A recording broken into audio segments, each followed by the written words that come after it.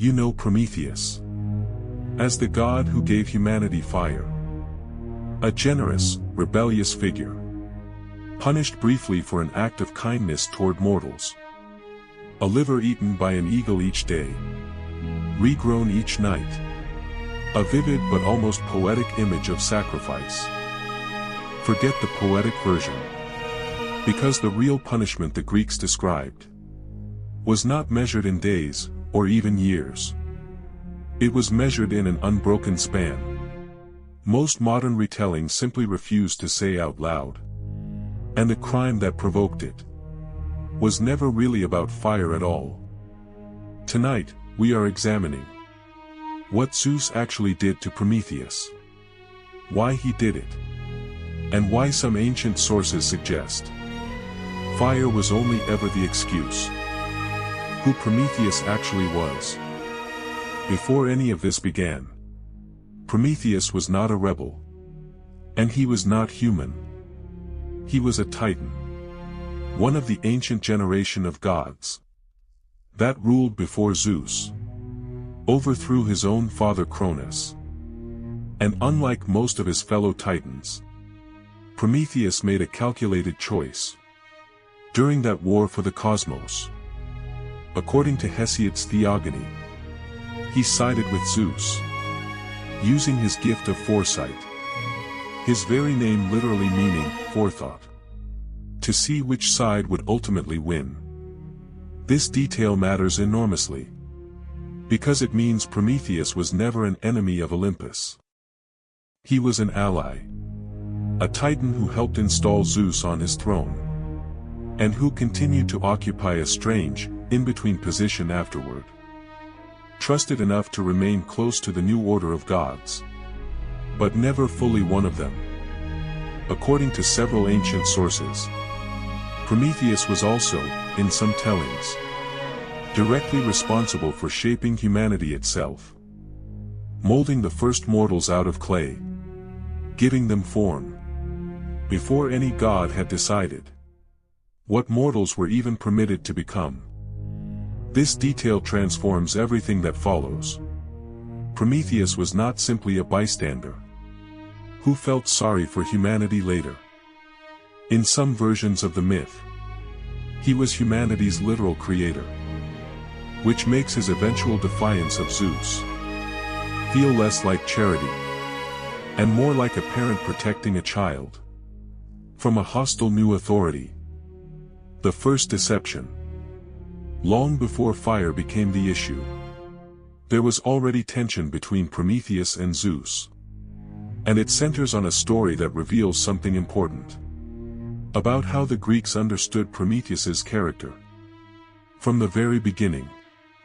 According to Hesiod, at a feast meant to establish how sacrifices between gods and mortals would work forever afterward, Prometheus was tasked with dividing a slaughtered ox into two portions, one for the gods and one for mortals. He divided it with deliberate trickery. In one pile, he hid the good meat inside the unappetizing stomach lining, disguising genuine value behind something repulsive. In the other pile, he wrapped the bones in glistening, tempting fat, making the worthless portion look like the prize. He offered Zeus the choice first. And Zeus, according to Hesiod, chose the fat-wrapped bones. Whether through genuine deception or, in some interpretations, because he already understood the trick, and chose it anyway to have an excuse for what came next. Either way, the result was fixed from that point forward. Mortals would keep the meat, and gods would receive only bones and fat in sacrifice, forever. Because of a division Prometheus rigged in humanity's favor. This is worth sitting with, because it reveals that the conflict between Prometheus and Zeus did not begin with fire. It began with Prometheus deliberately, knowingly deceiving the king of the gods, in a scheme specifically designed to benefit mortals at Zeus's expense. Zeus's fury, according to Hesiod, was immediate and lasting. He knew he had been tricked. And he withheld fire from humanity specifically as retaliation. A punishment aimed not at Prometheus directly, but at the mortals he had just favored. The theft of fire. This is the detail that transforms the famous story you already know into something with far more weight behind it. Prometheus did not steal fire as a spontaneous act of generosity toward strangers. He stole it as an act of open defiance against Zeus, specifically to undo a punishment Zeus had deliberately inflicted on humanity because of Prometheus's own earlier trick. According to Hesiod and later reinforced by Aeschylus in his tragedy Prometheus Bound, Prometheus stole a spark of fire, hiding it inside the hollow stalk of a fennel plant, and carried it down from Olympus to give to mortals, restoring the very thing Zeus had specifically taken away as punishment.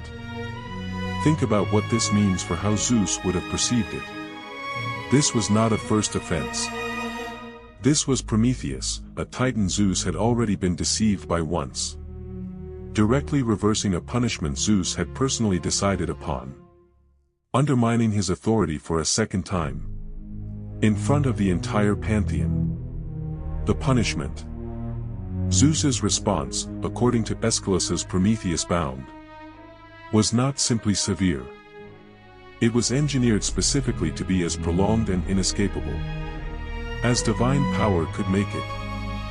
Prometheus was seized by Zeus's servants, Kratos and Bia, whose names literally mean strength and force, and taken to the Caucasus Mountains, a remote, desolate range at what the Greeks considered the very edge of the known world.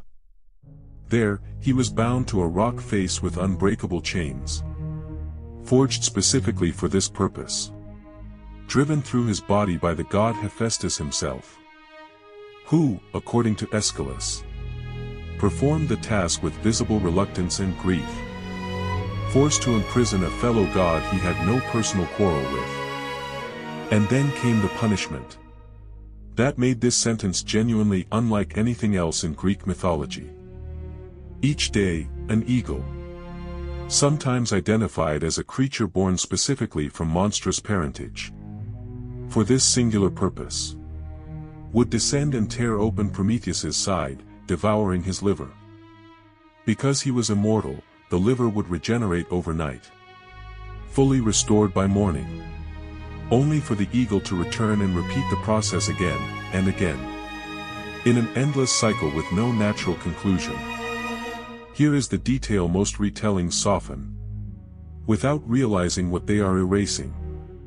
Ancient sources are explicit that this torment continued for what several tellings describe as thousands of years, an almost incomprehensible span of unbroken agony, repeated daily with full conscious awareness each time. Because Prometheus, as a god, could not simply lose consciousness or die to escape it. The wound closed every single night, specifically so it could be reopened every single following day, forever. Unless something changed the terms entirely. The real reason the punishment was so extreme. Here is where the story becomes something far stranger and more layered than a simple tale of theft and punishment. Because Prometheus possessed something Zeus desperately needed, and his silence about it may be the true reason his suffering was allowed to stretch on for so unbearably long. According to several ancient sources, including references preserved in Aeschylus's trilogy, Prometheus knew a prophecy, a secret about Zeus's own future that Zeus himself did not know. The prophecy concerned a potential son Zeus might father with a particular goddess, a child who, according to the prophecy, would grow up to overthrow Zeus, exactly as Zeus had once overthrown his own father Cronus, continuing an established pattern of sons dethroning fathers that had already repeated once before in the divine family line. Zeus knew that Prometheus held this information, and Prometheus, chained to his rock, being torn open daily by an eagle, refused to reveal it. This transforms the entire torture scene into something closer to an interrogation stretched across millennia. Zeus was not simply punishing Prometheus for a completed crime.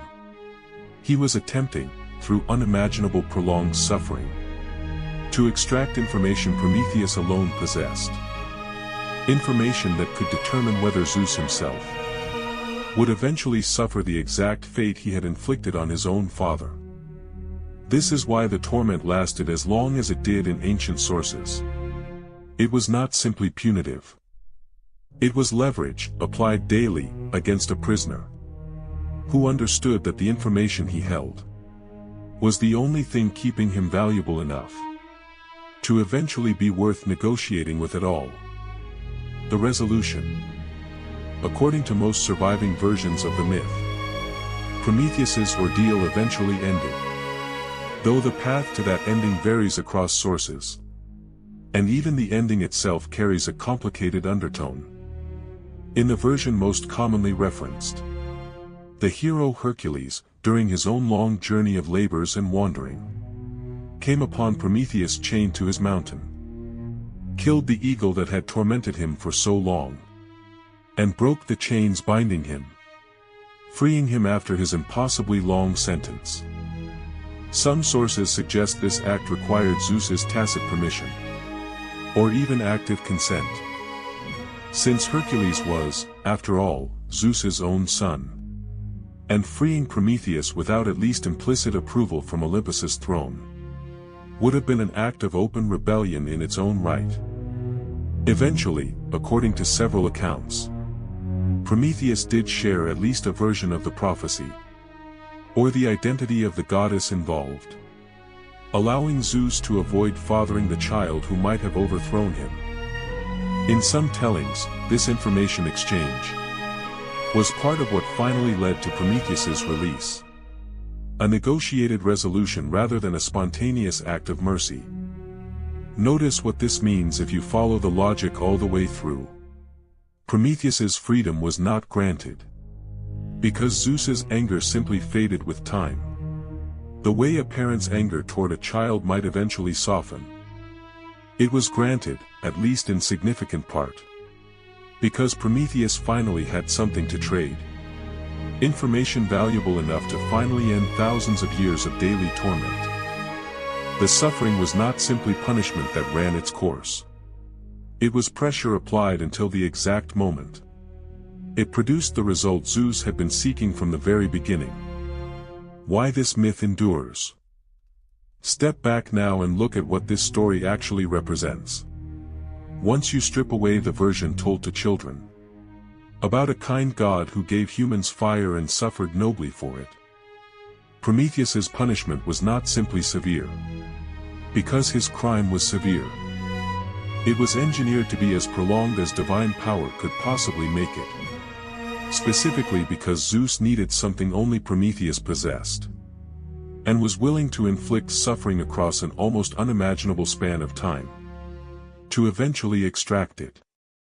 The daily wound, the daily regeneration, the daily return of the eagle, was not simply cruelty for its own sake. It was a mechanism, deliberately sustained, to eventually break a silence Zeus could not access through any other means.